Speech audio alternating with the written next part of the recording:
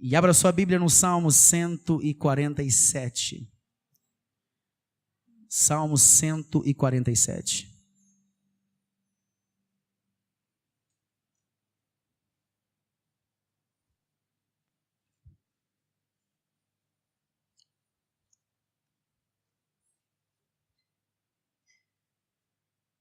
Quinta-feira nós tivemos um momento especial de palavra. O Sérgio pregou quinta-feira, trouxe uma palavra tremenda. Pela manhã a pastora Cléo pregou uma palavra fora de série. Hoje Deus também vai falar com você. Eu creio que a obra de Deus vai ser feita no teu coração, em nome de Jesus. Cada dia que você vem é uma coisa nova que Deus tem para você. É alimento novo. Independente de quem esteja aqui à frente pregando, é o que Deus tem para fazer na tua vida. É o melhor, com certeza.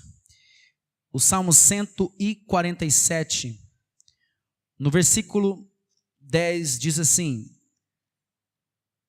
Deus não se deleita na força do cavalo, nem se compraz na agilidade do homem.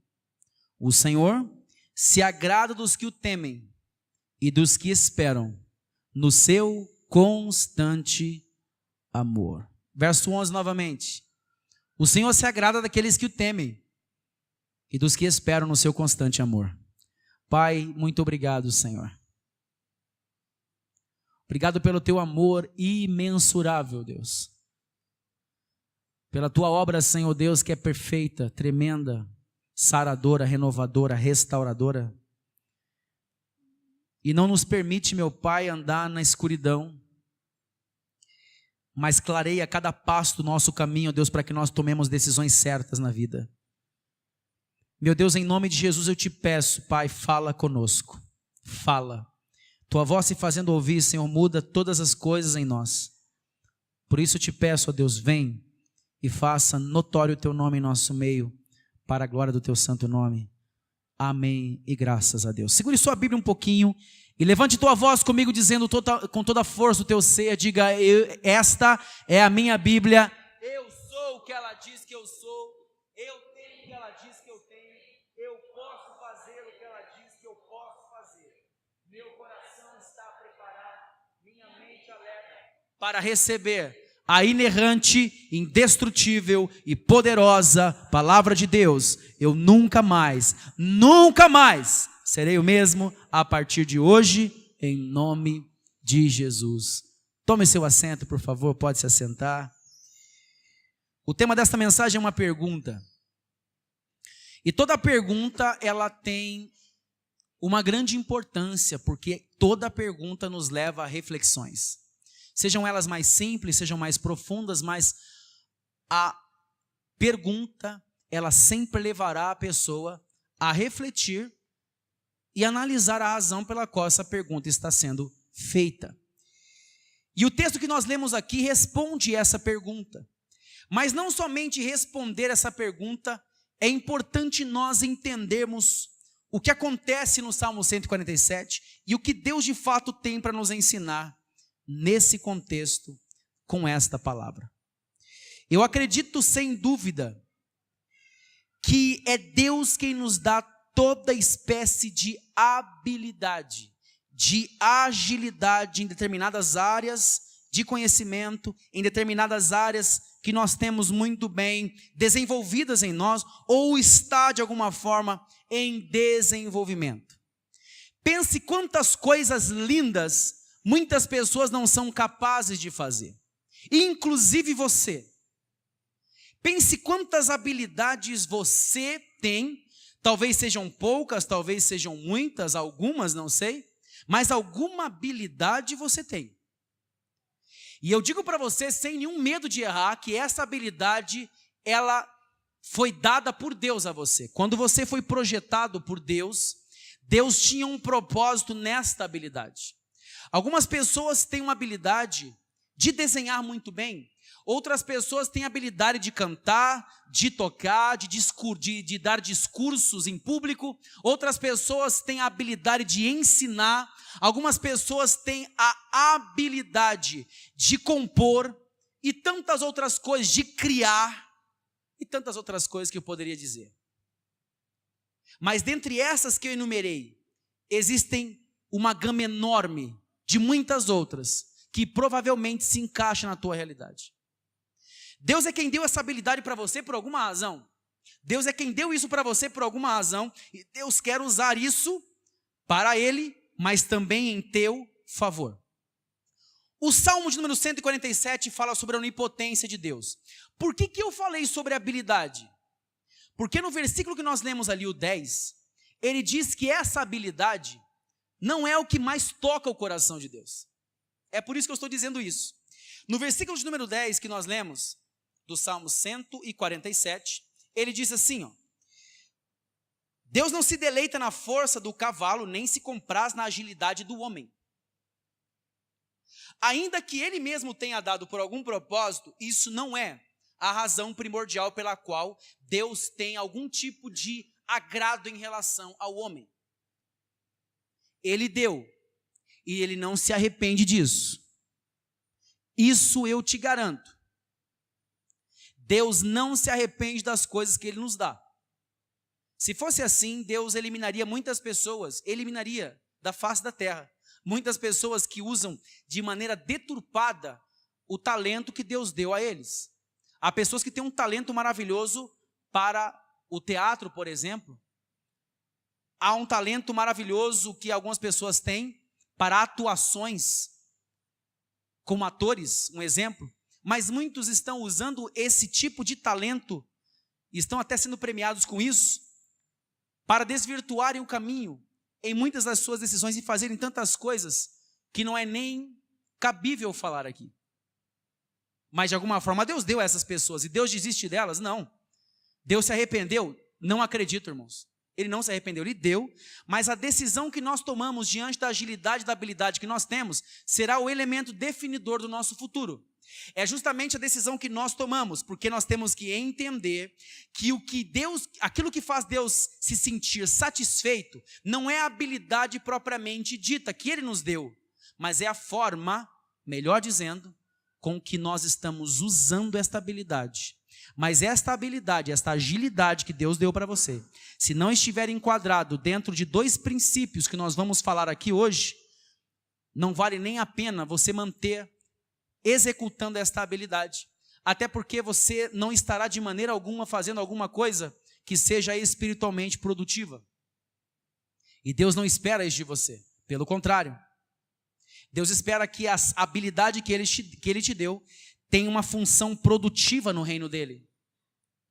Eu conversava essa semana com uma pessoa a respeito da importância do reino, da forma, melhor dizendo, como Deus encara o seu reino, a sua obra.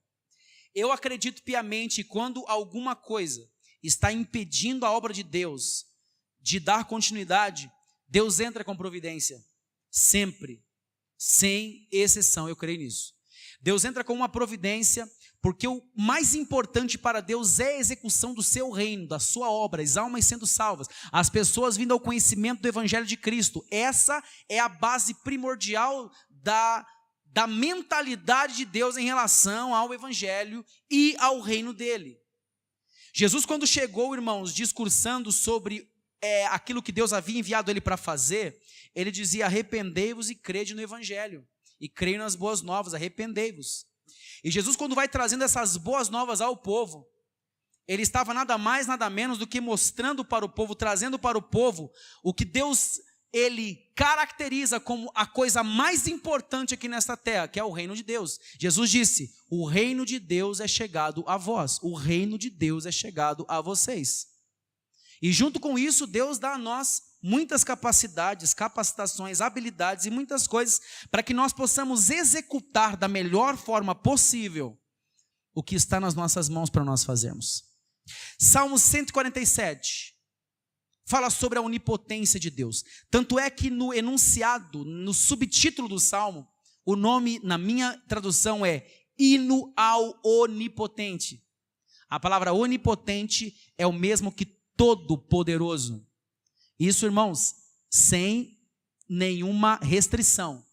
Onipotência é um valor intrínseco na pessoa de Deus.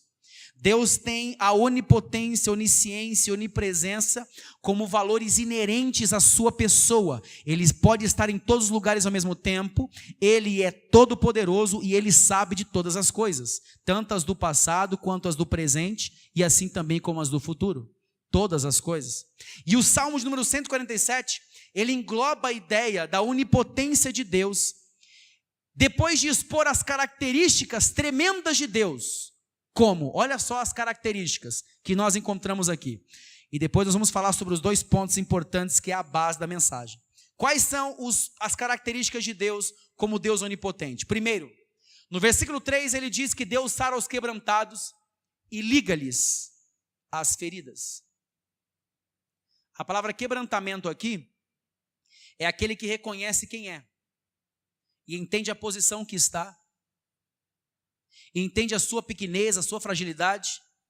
Uma pessoa que compreende isso, automaticamente ele é quebrantado. Essa palavra quebrantamento não é somente sinônimo de lágrimas. Isso aqui é muito importante, irmãos, preste muita atenção nisso aqui, por favor. Quando o pastor Bernardo estava aqui, ele falou uma coisa, e aquilo que ele disse foi o que mais me marcou, por causa da forma como ele falou. Existem algumas coisas que a gente já sabe, mas parece que quando alguém fala de uma forma mais direta, a gente vê isso com mais profundidade. Ele disse assim, ó: lágrimas não mudam você. O que muda você é a decisão. Lágrimas não te mudam.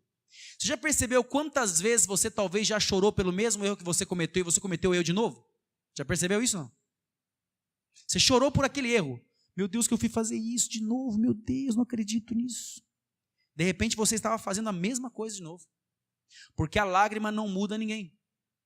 O choro, ele é um caminho para o quebrantamento.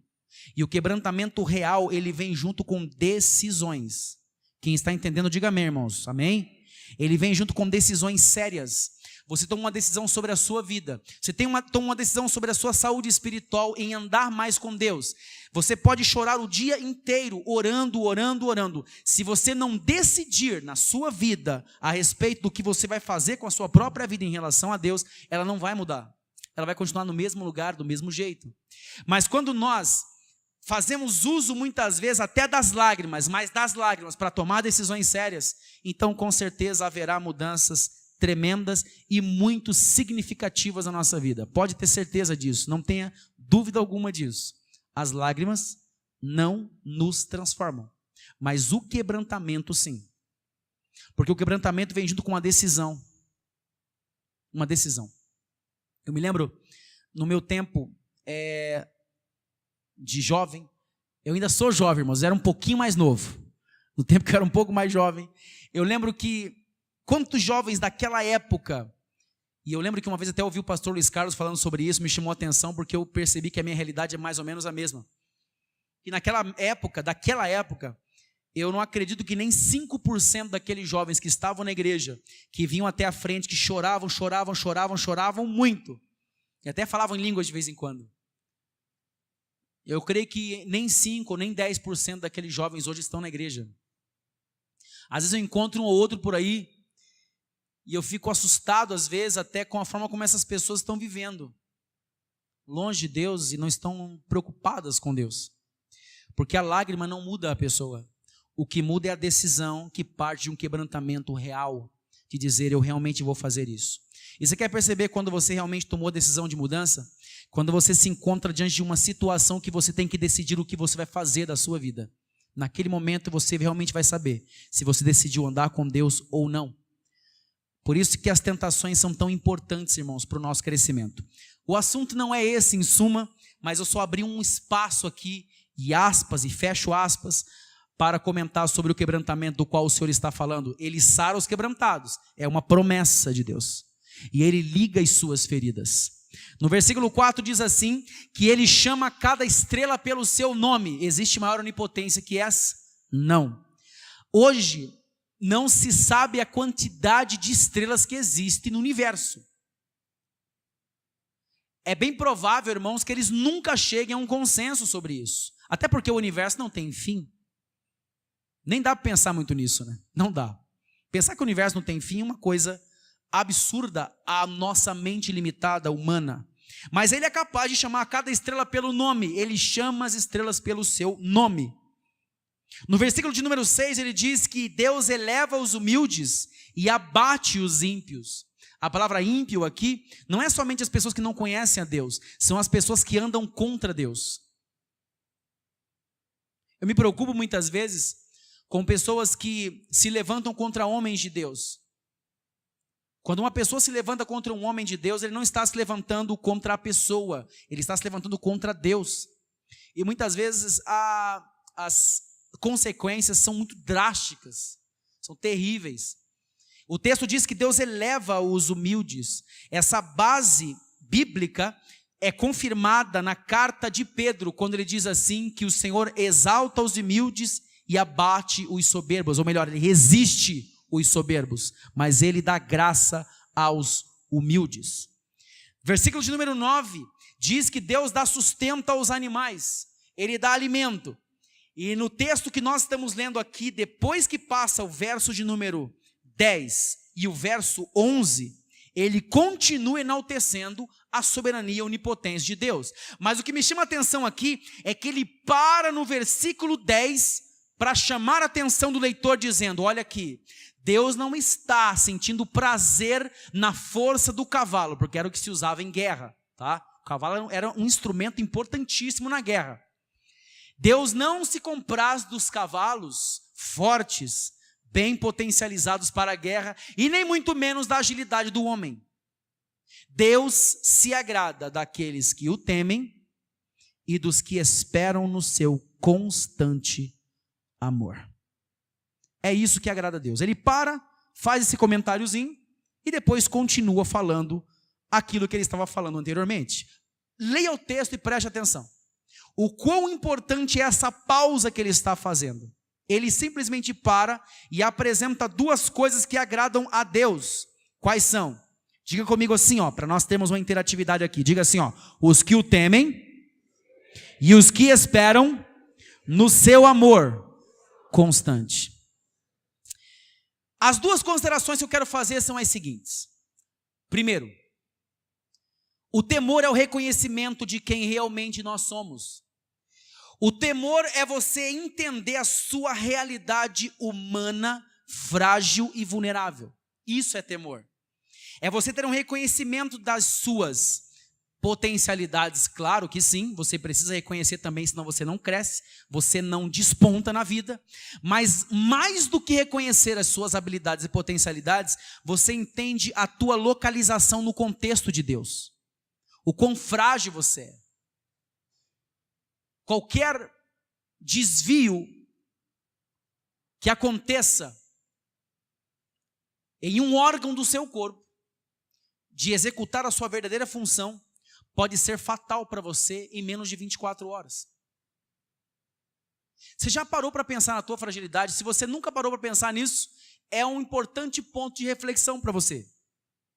Esse tipo de reflexão vai sempre nos arremeter a uma atitude mais humilde a respeito de nós mesmos. Entende? Porque você reconhece quem você é, a sua fragilidade, o quão pequeno você é e o quão vulnerável você está à realidade da vida. O temor é o reconhecimento de quem realmente nós somos.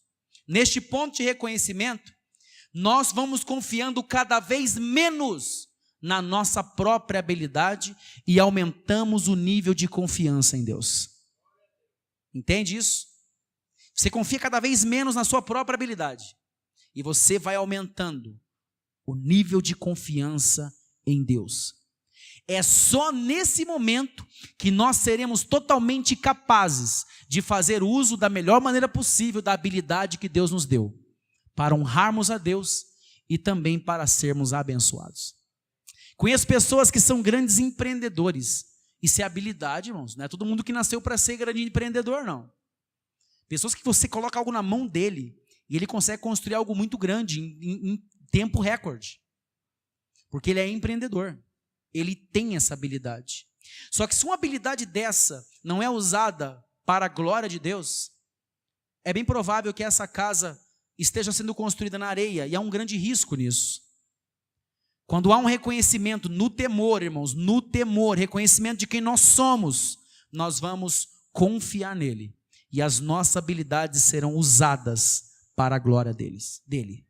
Reconhecemos que nossa habilidade é para Ele e nós também seremos de alguma forma beneficiados com isso.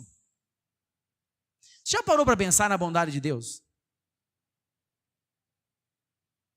Como Deus é bom, irmãos. Para você pensar, que merecimento você tem? Nós não temos mérito. Não temos, não. Por mais que você talvez pense o contrário, muitas pessoas possam pensar o contrário. Nós não temos. A maior parte da nossa vida nós passamos sem dar a mínima para Deus. A maior parte da nossa vida, nós que nos convertemos depois de um certo tempo. E mesmo depois de convertidos, talvez boa parte da nossa vida nós até nos sentimos espirituais, até certo ponto. Mas quando você para refletir, você começa a ver o quão irresponsável talvez você foi em abrir o teu coração para o orgulho, a arrogância e não permitir que Deus realmente dirigisse os seus passos e fizesse de você o que você deveria ser. E você caminhou boa parte da sua vida dentro da igreja sem andar realmente profundamente com Deus. O que não vale a pena, irmãos. Não vale a pena. Eu passei boa parte da minha vida andando na igreja e andando muito pouco com Deus. Não vale a pena. Andar com Deus é a decisão mais sábia que um ser humano pode tomar na vida. Andar com Deus, mas andar mesmo. Caminhar com Deus no temor e reconhecimento diário de quem de fato nós somos. Reconhecimento diário. Não é uma vez por semana. Não é somente num culto de domingo que eu vou fazer reflexões. Não, é na segunda, terça, quarta, quinta. Todos os dias eu reflito e eu preciso entender quem eu sou, aonde eu estou e que posição que realmente estou ocupando em todo esse contexto aí. Que o quão vulnerável eu sou e o quanto eu preciso dele. Temor é o reconhecimento de quem realmente nós somos. Eu vou perguntar mais uma vez, fazendo menção do tema dessa mensagem. O que agrada a Deus? Você entende a proporção relacional nossa com Ele? Se você agrada o seu pai e a sua mãe, perceba, irmãos, que é diferente de nós fazermos de Deus um instrumento para benefício nosso. E queremos usar Deus para o nosso próprio benefício. É totalmente diferente de você andar e ter um relacionamento pessoal com Deus. Se você agrada os seus pais, eles de muito bom grado vão te dar um presente, ou vão permitir algumas coisas acontecerem na sua vida. Quando você é criança, quando você é adolescente. Esses dias eu dei um presente para meu filho, e eu me ajoelhei diante dele, para ficar na altura dele, e eu olhei nos olhos dele, e eu falei assim: filho, eu estou te dando esse presente. Sabe por quê? Eu não te falei isso, mas vou te falar agora. Porque você tem feito por merecer. Você tem sido um bom aluno, as tuas notas têm sido excelentes, você tem cumprido com as suas obrigações, você tem respeitado a mim e a sua mãe. De vez em quando você dá uma pisadinha na bola, mas eu estou relevando isso aí. Normal, pisadinha na bola às vezes dá. Mas nós temos que ser tolerantes. E eu disse, mas diante de tudo que nós temos esperado de você, você tem sido um filho acima da média. Como é que eu não vou te abençoar e vou te dar o melhor? E eu dei um presente para ele. A nossa relação com Deus funciona da mesma forma, irmãos. Deus não fica fazendo barganhinhas com você, não. Não fica. Só que à medida que nós vamos andando com Deus e vamos entendendo o teor da sua vontade perfeita e buscando viver nela, Deus vai se agradando de nós. É por isso que a Bíblia é tão explicada e tão clara. O que Deus espera de nós? Temor. O que é temor? Respeito e conhecimento a respeito dele, de quem nós somos. O que eu espero do meu filho, irmãos? Respeito por mim. Eu espero que meu filho me respeite sempre, mesmo quando eu tiver 90 anos, meu filho tiver lá os seus 60, ele tenha o respeito por mim, como pai.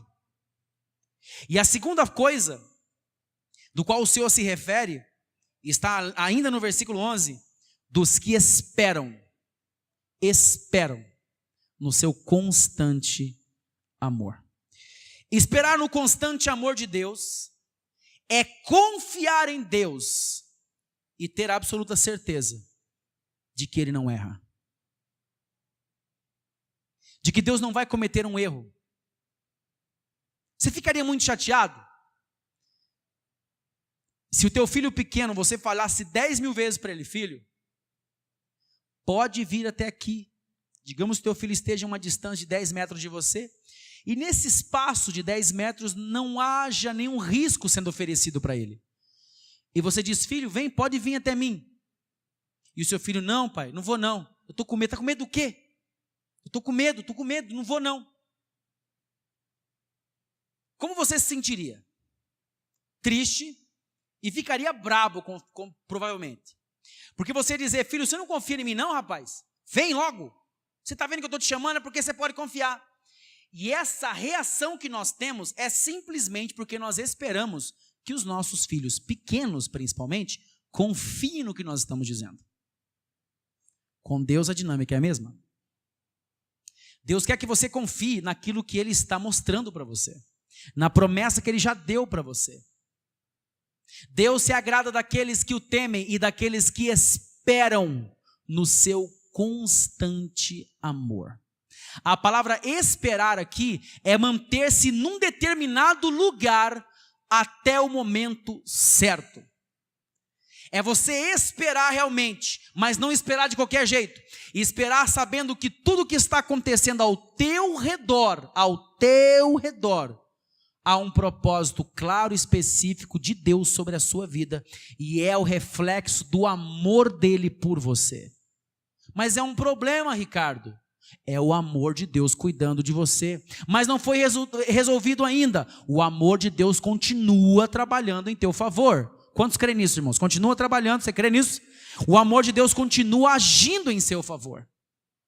Abra lá, por favor, na tradução da Bíblia Viva, Romanos 8, 28. E eu termino com esse texto. Romanos capítulo 8, no verso 28. O texto diz assim, na minha tradução: sabemos que todas as coisas cooperam para o bem daqueles que amam a Deus e são chamados segundo o seu propósito. Outras traduções dizem: sabemos que todas as coisas concorrem para o bem daqueles que amam a Deus e são chamados segundo o seu propósito. Na tradução da Bíblia Viva, que é a tradução contemporânea, que eu acredito ser a mais interessante e que tem uma forma mais profunda de abordagem textual, ela diz: sabemos que tudo quanto nos acontece, olha, irmãos, que clareza, sabemos que todas as coisas, que tudo que nos acontece está operando para o nosso próprio bem. Irmãos, isso é muito profundo. Se você pudesse dar um glória a Deus aí, mais uma vez, glória a Deus. Todas as coisas estão concorrendo para o seu bem. Concorrendo para o seu bem. Analise para você ver. Deus de alguma forma está tratando a tua vida. Tem alguma pessoa difícil no teu caminho que te incomoda?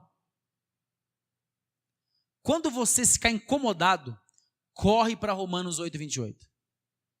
Quem entende isso, diga amém. Corre imediatamente. Corre e vai lá e debruça sua vida sobre o texto. Todas as coisas concorrem para o bem. Espera aí, estou andando com Deus, eu amo Ele, então deu boa para mim. Entendeu, irmãos? Não, deu boa para mim, porque o texto está dizendo isso. Todas as coisas, sabemos que tudo quanto nos acontece está operando para o nosso próprio bem, se amarmos a Deus e estivermos nos ajustando aos planos dele. A parte B do versículo é uma clara condicional para a realização do versículo na parte A. Todas as coisas cooperam para o teu bem, se nós estivermos nos ajustando aos planos dele. E é claro, amarmos a Deus. O que Deus tinha para falar ao teu coração hoje é muito simples. E não esqueça disso. O que agrada a Deus? Temor e esperar no seu constante amor. Isso que agrada a Ele. Quer andar com Deus de maneira clara, tranquila, profunda? Temor a Deus, reconhecimento de quem você é e esperar no constante amor de Deus. Certa vez Max Lucado, em seu livro, não vou lembrar o nome agora, são vários livros, mas um dos seus livros, Max Lucado disse o seguinte: o medo, ele corrói a nossa confiança no amor de Deus. Quando nós estamos enfrentando uma situação difícil e que nos desperta medo e insegurança, nós nos sentimos muito vulneráveis, nós começamos a colocar questionamentos sobre o amor de Deus. Como é que Deus pode me amar numa situação dessa? Como é que Deus pode ser tão amoroso com tragédias como essa acontecendo? Perceba quantos questionamentos nós não levantamos. Como é que Deus pode me amar? E então eu preciso parar, acalmar minha alma, o meu coração e dizer para minha própria mente, para minha própria alma e para o meu espírito: todas as coisas cooperam para o bem daqueles que amam a Deus. Todas as coisas. Eu preciso confiar nisso, independente do que aconteça, em nome de Jesus. Se coloque de pé, por favor. Coloque-se de pé.